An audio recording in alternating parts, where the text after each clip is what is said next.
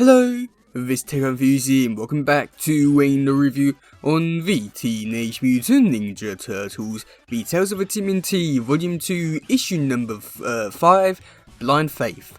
And this one is oh god, I don't know what to begin with this one, because I think this one is a very interesting one for the art style in terms of what they do with it, or lack of what they actually don't do.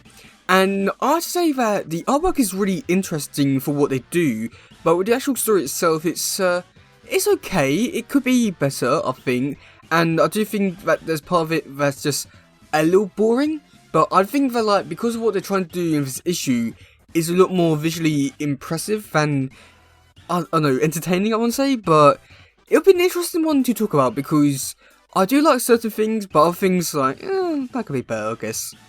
Okay, so first off, Leonardo holding Shadow in his arms, and we get to see her crying, and she has a fear of something, and we don't find out what it is.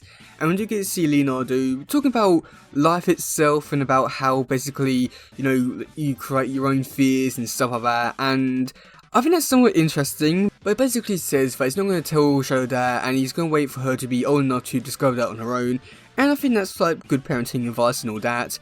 And that's when we do cut over to the actual main story itself, where we do get to see Leonardo is being drugged by some shurikens by this ninja that like threw them at him, and he's now become blind. Now in this story we do get to see Leonardo going around the city, and he's blind, going around it, chasing this ninja, and we do later discover basically Leonardo was actually the one who blinded him, and I think that's pretty interesting, just because I believe that this is maybe his only appearance in like any TMNT comics or anything like that, so I think this is pretty interesting, especially with like the lack of actually seeing who the ninja is, and I think that's like a really visually impressive thing to do, and I think that like for like the story and visuals, it works really well with what they're trying to go for. But then with the actual story itself, I do think that this is like where things get a little bit boring, just because there's not really too much I can really talk about other than just, you know, just goes around the city and stuff like that. But there is like some bits that do stick out. I mean, like one, they do encounter a man who basically has a lot of alcohol in his breath and stuff like that. He also has cigarettes in his breath or something like that. And later in the issue, like near the end, we do get to see, you know, goes in to attack the ninja, but it turns out he actually kills the actual man itself. And that's when we do get to see Leonardo's like really like depressed, and he wants the ninja to actually kill him. So I think that like there are like some really interesting ideas and story elements they had in this issue. And I do like how in a future miniseries, which they do for the series, called Leonardo Blind Sight, I think it is called, and we do get to see Leonardo who's blind, and I think that like, I like the idea that basically they're taking this whole concept of this idea from this issue, and then expanding upon it in like a future series, which I do think is really great for what they're trying to do. And I do think that the story itself is pretty interesting, with seeing like Leonardo being blind, and how he deals with it. I do think that like there's a lot of really interesting elements within the story that they do, but I just feels like in this issue that they have like a bad pacing problem. And I think it's like more comes down to the fact that Leonardo's always like guessing everything and stuff like that, and I don't know, I mean, I do think that's like a really good thing, because you're seeing like what Leonardo's thinking, but I do feel like there's a lot of stuff which they could have cut and it would have been a lot better. Now, the artwork for this issue is something which I also praise for this one quite heavily, and the reason for it is just because of how simple it is.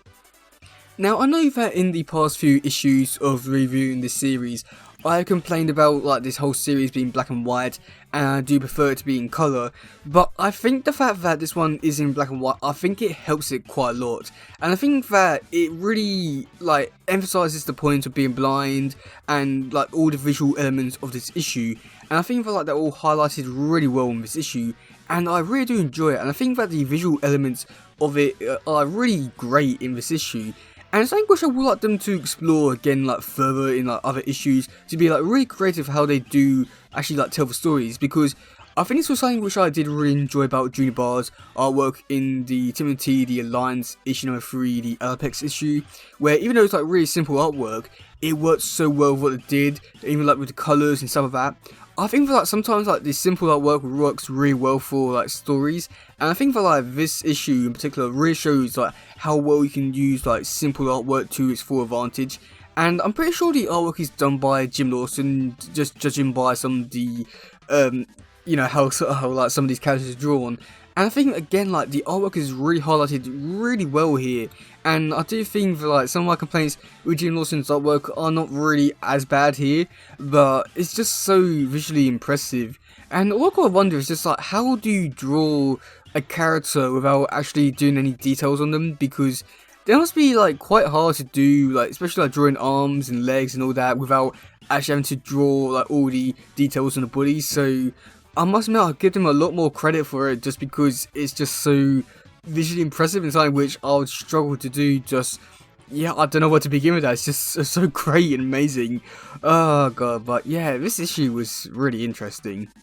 Now, for some trivia for this issue on the Torped page, there wasn't really too much really interesting stuff. There was a bit about how they didn't credit the artist in this issue, and that artist was, like, basically the drawing of a head in the I think it's like the note section bit, which yeah, okay, I mean, I guess they should have credited them, and luckily they did. I mean, it only took them 2 months to do that for the next issue, so at least it did it, I guess. But, like, that's just really poor that they had to wait 2 months to get their name credited, which I just find is just so bizarre and stuff like that. And then also for the other build trivia, which I do find a little bit pointless and useless for this trivia bit for this issue, but I guess I'm trying to fill some space out on their website. Basically, the other build trivia was saying that Jim Lawson did an interview in this issue, or I believe it was in the first print of this issue, and he talks about how, like, some inspiration for the actual story itself, and how the upcoming issue of the episode Planet Racers for the 2003 series is coming out. So I mean, I guess there's some trivia bit in there, but I just feel like most of that stuff is not really too much trivia. It's just more just like, oh, look at that. So I feel like the trivia bit could have been improved upon a lot more, but there's not really too much they can really say, so I can't really say much either. So I'll let them off a bit for now. But it just seems like they were really like pushing their luck for trivia stuff, and they definitely pushed it. But yeah, overall, I do feel like this issue was pretty great and interesting, and it's one which I would recommend for people to read, because I do think it's one that I think people would find, like, visually impressive and interesting.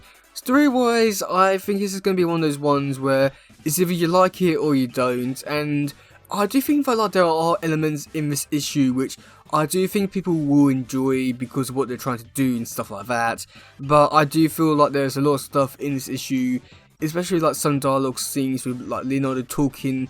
I do feel like they could have cut them out quite a bit, but other than that, it was a pretty decent issue.